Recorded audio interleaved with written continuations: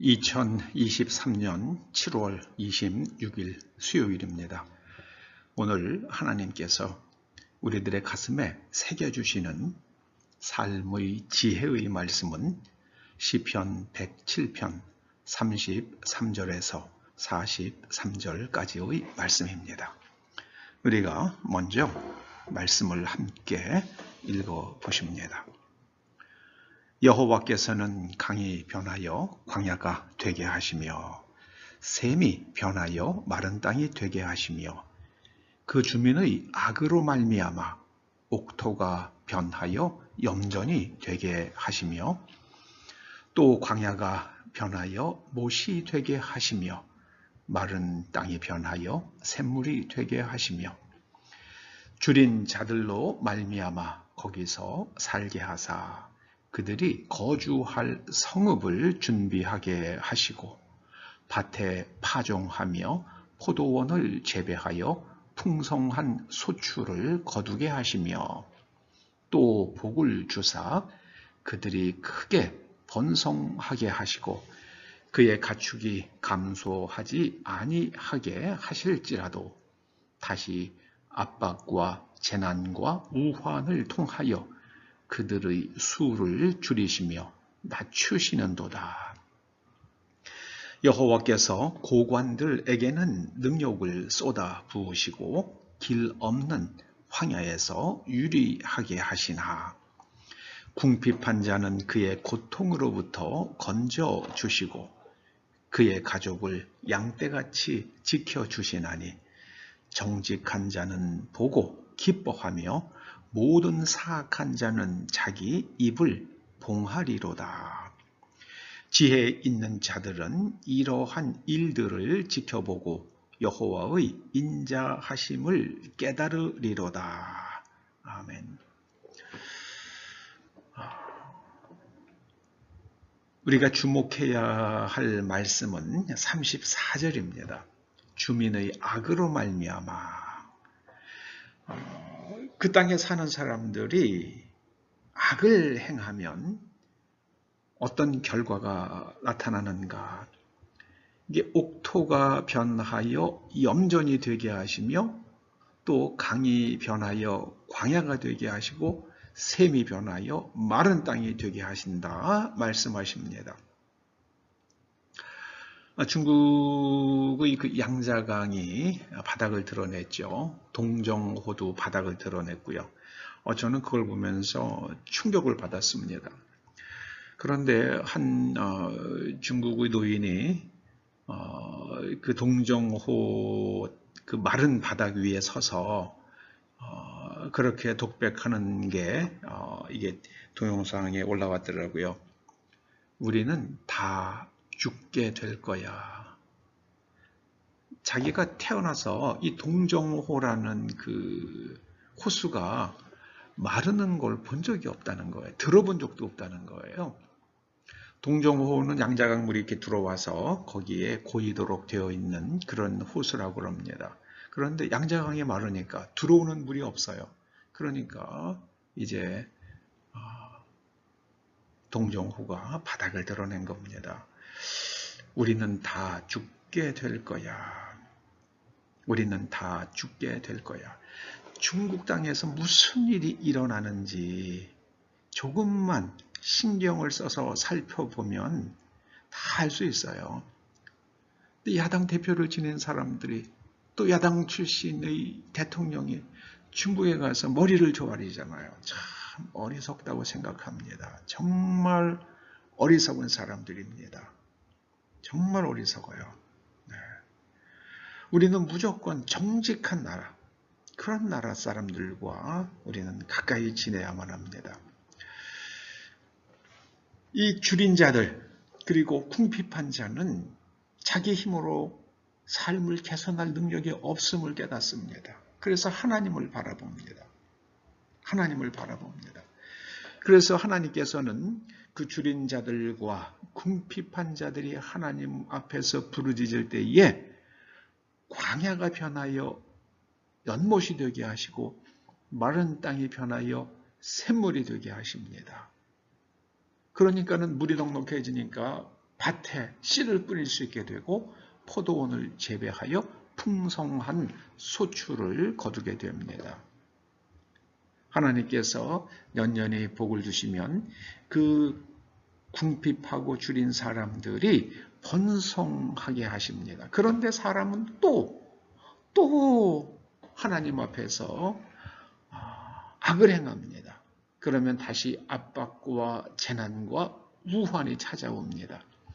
이게 계속해서 돌아가는 7바퀴가 도는 게 바로 사사기죠. 사사기는 바로 이걸 보여줍니다. 하나님 앞에서 악을 행하다가 이제 압박과 재난과 우환이 찾아오면은 스스로의 힘으로 해결할 수 없을 때 하나님 앞에 부르짖고요. 그래서 하나님께서 자비를 베풀어 주시면 살만하면은 또 악을 행합니다. 여러분 40절에 이렇게 말씀하십니다. 여호와께서는 고관들에게는 능욕을 쏟아부으시고 길 없는 황야에서 유리하게 하시나, 이 고관들이라는 것은 이 벼슬이 높은 사람들만 가리키는 건 아니죠. 벼슬이 높은 사람들은 뭐를 의지합니까? 자기의 권력을 의지하지요. 내가 가지고 있는 힘, 그것이 돈이든 지력이든 아니면 권력이든지 간에 아니면 체력이든지 간에 그걸 의지하고 악을 행하는 사람들, 그걸 지금 40절은 고관이라고 그렇게 표현한 겁니다. 그런 사람들, 자기 힘을 의지하고 하나님의 말씀을 의지하지 않는 사람들 위에 능욕을 쏟아부으시고 길 없는 황야에서 유리하게 하십니다. 길 없는 황야에서 유리하니까는 얼마나 그 삶이 고통스럽겠습니까? 그래서 다시 궁핍해지면 이제 아무것도 내가 가진 게 없으면 다시 또 하나님께 부르짖게 됩니다. 인간은 그렇게 되어 있어요. 그러면 그 고통에서 건져주시고 또 그의 가족들을 지켜주십니다. 그러면 최고의 삶의 기술은 무엇인가? 오직 정직한 겁니다. 이 정직은요, 사람 앞에서의 정직을 뜻하기도 하지만 하나님 앞에서 정직한 걸 말합니다. 나는 전적으로 무지한 자며 무능력하며 오직 하나님의 말씀을 의지하며 살겠다는 그런 결단으로 살아가는 사람들, 이건 아주 하나님의 말씀대로 고집 그대로 사는 사람, 이게 바로 정직한 사람입니다. 지혜 있는 사람들은 하나님의 관점으로 세상을 해석하지요. 그런데 지혜가 없는 사람들은요, 이 선거에서 표를 조작을 해서라도 우리가 이기기만 하면 된다라고 생각을 하고 선거 결과를 조작을 합니다. 참 어리석죠. 그런 사람들은 반드시 인생이 파멸로 끝날 것입니다. 여러분, 우리가 잊지 말아야 할 게 있습니다. 1950년대 초반에 온 남미 사람들이 베네수엘라라는 나라를 가리켜서 천국이라고 불렀어요. 천국이라고요. 베네수엘라라는 나라를 가리켜서 천국이라고 불렀습니다. 지금 베네수엘라가 어떻게 됐습니까? 지옥이 됐죠. 교사, 의사 같이 고등교육을 받은 젊고 아리따운 베네수엘라 여성들이 스페인에 가서 몸 파는 여인으로 전락하고요. 또 거기까지 갈 수 없는 사람들은 이웃나라에 가서 그렇게 전락했다고 그러잖아요. 치욕이 됐죠. 어떻게 하다 그렇게 됐습니까? 여러분, 그 차베스라는 사람이 잘한다, 우리는 차베스를 배워야 한다, 한국의 KBS가 얼마나 떠들어댔습니까? 저는 그때 그 KBS가 그렇게 떠들어대는 걸 보고 소름이 끼쳤어요. 이 KBS가 미쳤나 왜 저러지, 미쳤나 왜 저러지 그랬습니다. 배울 걸 배워야죠. 그러니까 베네수엘라 사람들이 하나님의 말씀으로부터 먼 곳으로 갔잖아요. 그러니까 지금 그렇게 지옥이 됐잖아요. 베네수엘라는 남미 사람들이 콜롬비아 얼마나 고통스러운 나라입니까? 그런데 베네수엘라에 있는 그 임산부들이 아기를 낳으려고 그러면은 베네수엘라에서 낳을 수가 없대잖아요. 우리 병원에 가야 아무것도 없는 거예요. 텅텅 비어 있어요. 그러니까는 콜롬비아에 가서 출산을 한다고 그러잖아요. 그거를 본받자고 그런 게 우리가 열심히 매달 내 월급에서 꼬박꼬박 아파트 관리비에 이렇게 해가지고 낸 세금으로요. 낸 그 수신료 가지고 차베스를 배우자고 국민을 갖다가 그렇게 몰아갔잖아요. KBS. KBS는 수신료 받을 자격이 없다고 생각을 합니다. 바른 걸 가르쳐 줘야죠. 바른 거를요. 정직하지 않죠. 정직하지 않습니다. 여러분, 우리가 하나님 앞에서 선을 행합시다. 선은 하나예요. 예수님조차도 그런 말씀을 하셨어요. 선한 분은 하나님 한 분이시니라. 그러니까 하나님의 말씀으로 나의 내면 구조를 계속해서 바꾸어 나가면은 우리는 점점점 선해져요. 그래서 우리가 선해지면 우리의 삶의 환경이 바뀝니다. 저는 어릴 때에 얼마나 우리나라가 척박했습니까?